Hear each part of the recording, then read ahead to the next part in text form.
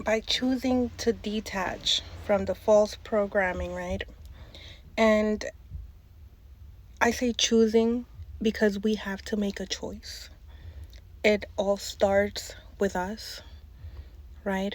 It's like you could lead a horse to drink water, but you can't force the horse to drink the water. So we have to be willing participants in wanting to do something different and wanting something better for ourselves, right? And so I chose to detach from the false programming. I first chose to detach out of pain, right? I chose to detach out of pain because I kept being hurt to a point of destruction, to a point of no return. Like I just could not keep allowing myself to be put in situations where I would be so wounded because I was scared that I wasn't going to come back from it. Like I remember in the last relationship that I had, if you could even consider that a relationship, but I remember being so scared of committing myself to it because I knew how wounded I was. I was like, and I kept telling the person, like, this will really like this is gonna like this will really hurt me. Like I knew where I was at, and I did not. I didn't want it. I didn't want it anymore. Like I was done with being hurt and participating in my own hurt. Like I was done with it, right? And I say this because I got to a point where I didn't want it for me anymore. I didn't want it. And I still don't. I still don't, but at that time I was not the person I am today, and I couldn't take another stab, right? So I was a willing participant in me healing, in my healing journey. And I was a willing participant in seeing people for who they were, right? And for seeing things for how they were and not sugarcoating it to make anybody's image persevere and for me to keep being the scapegoat to certain scenarios, right? So, and for me, what that meant was like me walking away. Like me walking away and leaving everybody with whatever narrative they wanted to keep, but me keeping my sanity, keeping my peace, and staying alive. Literally, it was like staying alive. And so I say this because this is not an easy journey. This is not something that happens overnight.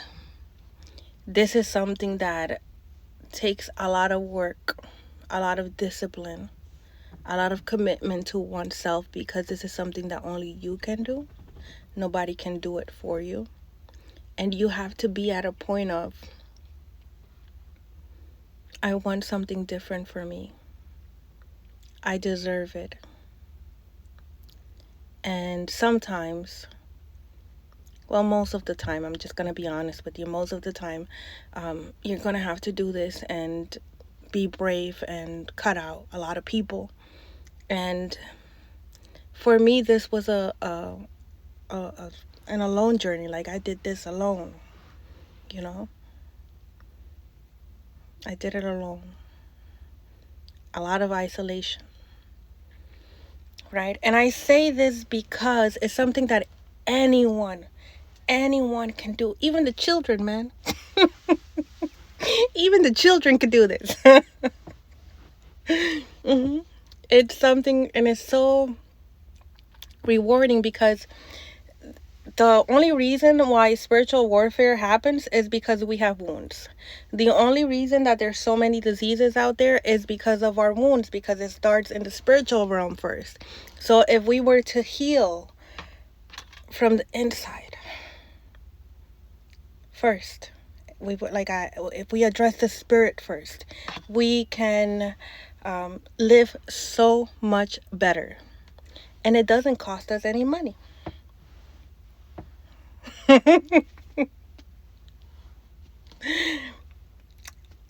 It's like right in our faces, but we're asleep to it.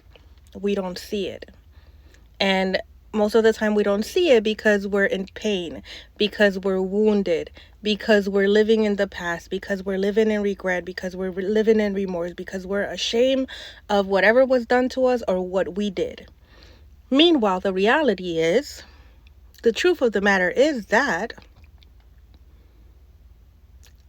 most likely we chose that path.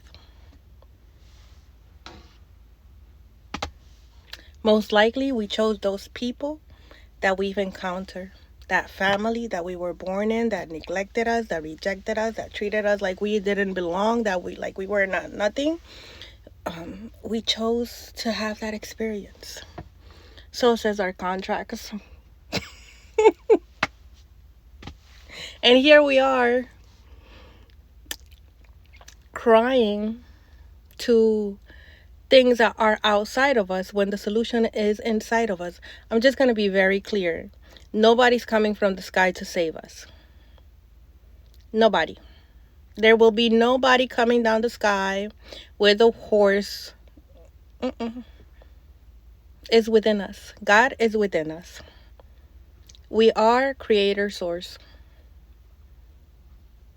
And the same way that God has gifts and created things, that's what we're supposed to be doing. Creating and healing. Yes, but to get there, we have to forgive first. Because once we forgive, right, we'll have clear out so many things already from inside of us that on our own we will remember that we chose this path, right? We don't have to go into a self-hypnosis or not even get any type of divination done, none of that, because I didn't have to do any of that. I just had to heal, and then you'll remember.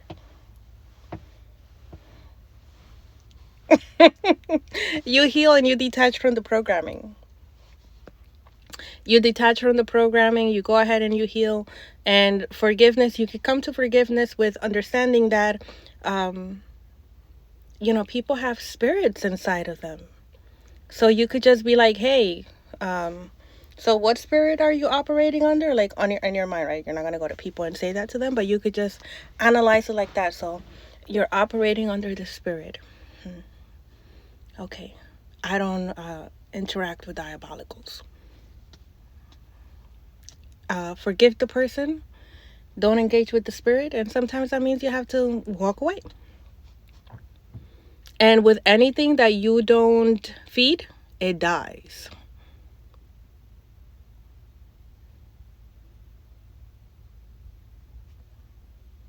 That's how I was able to let go of certain people. I identified what spirit they were operating under. I made a decision that wasn't something that I wanted to interact with. And then I lovingly let them go by not interacting with them. Because we don't have to be mean about it or make anybody feel inferior or treat them bad. We just choose not to engage. And then at that point, they will have nothing to fight off with, because you're no longer engaging. So you're just drinking your water, minding your business. And so it's really that simple. It really is. A lot of us are we're codependent on certain people, certain places, certain things, and that was part of the reason why we lived the way we lived. So it's about taking responsibility for ourselves.